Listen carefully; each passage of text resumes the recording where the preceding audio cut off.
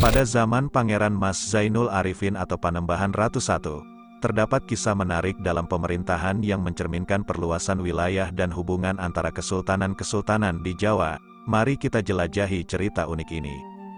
Pada masa pemerintahan Pangeran Mas Zainul Arifin, Keraton Mataram, yang pada saat itu merupakan bawahan Kerajaan Pajang, mulai dibangun di sekitar Kali Opak dan Kali Progo pada tahun 1578 oleh Ki Ageng Pamanahan. Namun, beberapa tahun kemudian, Ki Ageng Pamanahan wafat pada tahun 1584.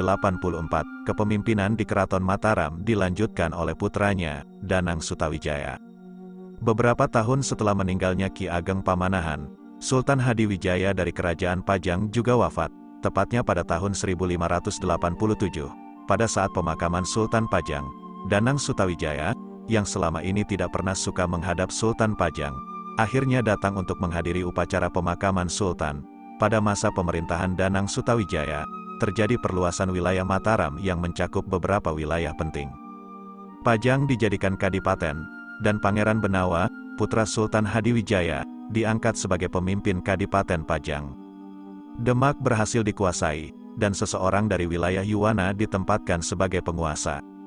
Kedu dan Bagelen, sebelah barat pegunungan Menoreh, juga berhasil dikuasai. Madiun mengakui kekuasaan Mataram pada tahun 1590. Surabaya berhasil dikuasai, Kediri berhasil dikuasai. Parahyangan sebelah timur juga berhasil dikuasai.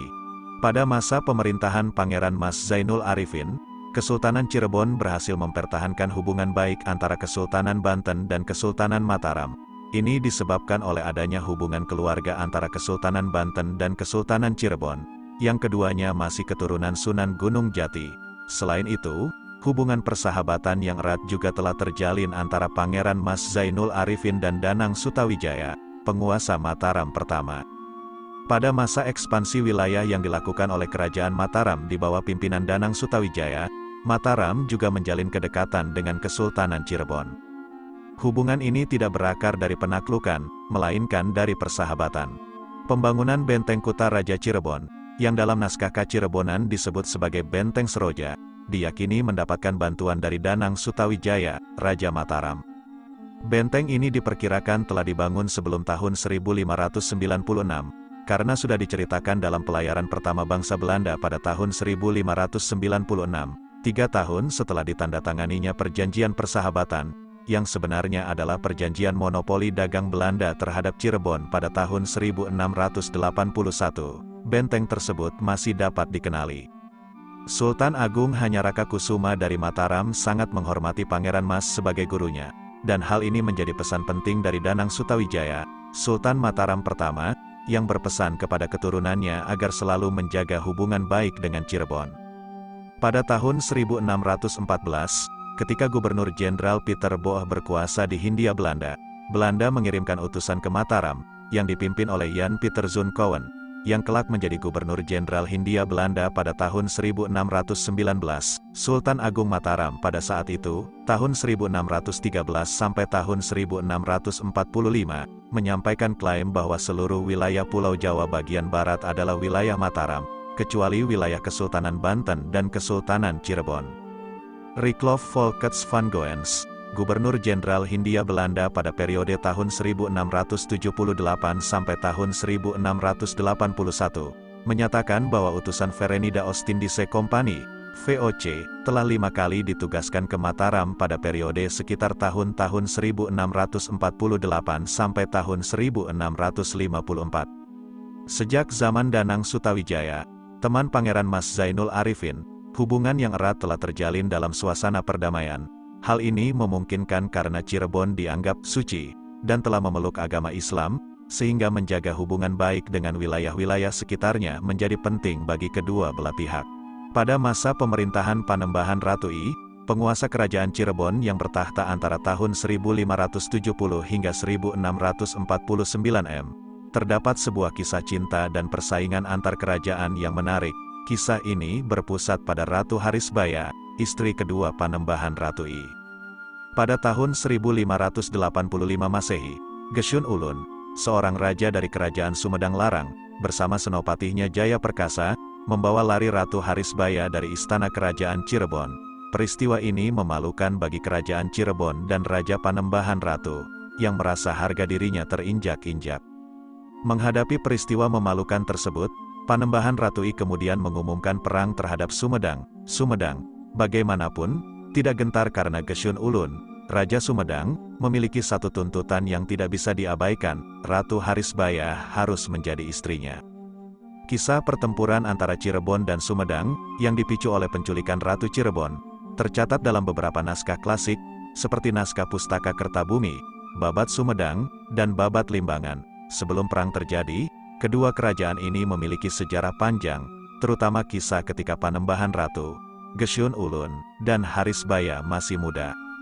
Ketiganya adalah murid dari Hadiwijaya, Jaka Tingkir, Sultan Pajang pertama, yang juga adalah buyut Panembahan Ratu, Sunan Gunung Jati, yang tak lain adalah buyut Panembahan Ratu, mengirimkan Panembahan Ratu untuk belajar ketatanegaraan kepada Jaka Tingkir di Pajang. Begitu juga dengan Pangeran Santri, yang mengirimkan anaknya, Gesyun Ulun, ke Pajang untuk menuntut ilmu. Sementara itu, Harisbaya adalah seorang puteri Madura yang mengabdikan diri di Pajang.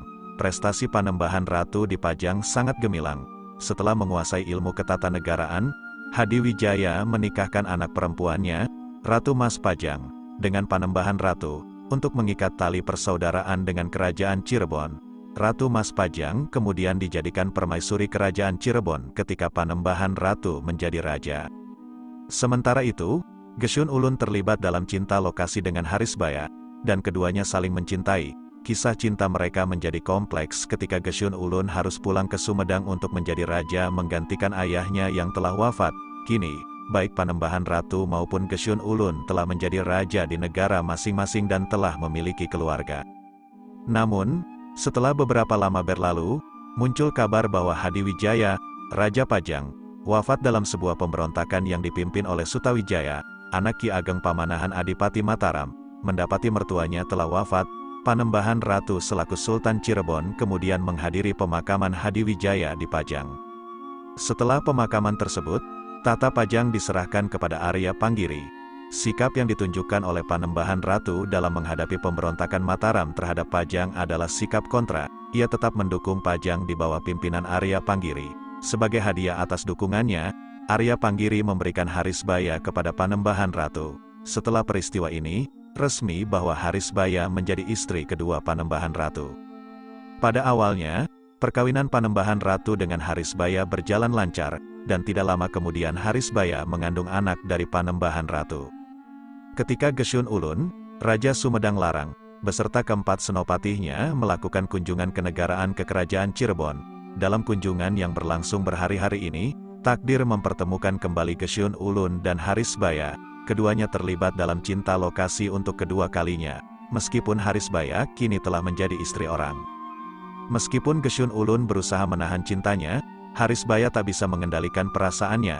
Ia dengan berani memohon agar Gesyun Ulun membawanya ke Sumedang, kekasih masa lalunya. Namun, permintaan itu ditolak oleh Gesyun Ulun. Keputusan ini membuat Harisbaya putus asa, dan dengan berat hati, ia memohon dengan berlinang air mata agar Gesyun Ulun membawanya. Akhirnya, Gesyun Ulun memutuskan untuk membawa Harisbaya ke Sumedang, meskipun tahu bahwa ia adalah istri orang lain. Namun, yang membuat cerita ini semakin rumit adalah dukungan yang diberikan oleh senopatinya, Jaya Perkasa, terhadap hubungan Gesyun Ulun dan Harisbaya. Jaya Perkasa adalah seorang mantan pembesar kerajaan Pajajaran yang sekarang telah menjadi bagian dari Sumedang Larang. Ia ingin memanfaatkan cinta Gesyun Ulun kepada Harisbaya untuk memicu perang dengan Cirebon, yang dianggapnya lemah saat itu karena terlibat dalam masalah pemberontakan di dalam negerinya. Gesyun Ulun, yang semakin cinta kepada Harisbaya, memutuskan untuk membawanya ke Sumedang. Ini memicu perang antara Sumedang Larang dan Cirebon. Cirebon mengirim tentaranya untuk menggempur Sumedang, dan dengan semangat tinggi, Pati Jaya Perkasa melawan serangan-serangan Cirebon. Perang berlangsung dengan sengit, dan berakhir ketika Cirebon berhasil menewaskan Pati Jaya Perkasa. Setelah kematian Jaya Perkasa, kedua kerajaan ini akhirnya sepakat untuk mengakhiri perang. Meskipun banyak pejabat Sumedang yang tidak setuju dengan tindakan Jaya Perkasa, akhirnya mereka sadar akan pentingnya perdamaian. Setelah serangkaian perundingan, Panembahan Ratu, yang mengetahui bahwa Harisbaya yang memohon dibawa pergi oleh Gesyun Ulun, memutuskan untuk menceraikan Harisbaya. Namun, ada syarat untuk talak tersebut, Sumedang harus menyerahkan wilayah Sindangkasih, kini Kabupaten Majalengka, ke Cirebon sebagai ganti. Menghadapi pilihan sulit ini, Sumedang Larang menyetujuinya. Dalam kesepakatan damai ini, Gesyun Ulun juga berjanji bahwa anak yang dikandung oleh Harisbaya akan menjadi Raja Sumedang setelahnya. Dengan kesepakatan ini, permusuhan antara kedua kerajaan Sunda berakhir. Sementara itu, Gesyun Ulun, untuk menghindari konflik dengan keluarganya, membagi-bagikan warisannya kepada anak-anak dari istrinya yang lain, termasuk pembagian wilayah dan jabatan adipati di seluruh wilayah kerajaan Sumedang Larang.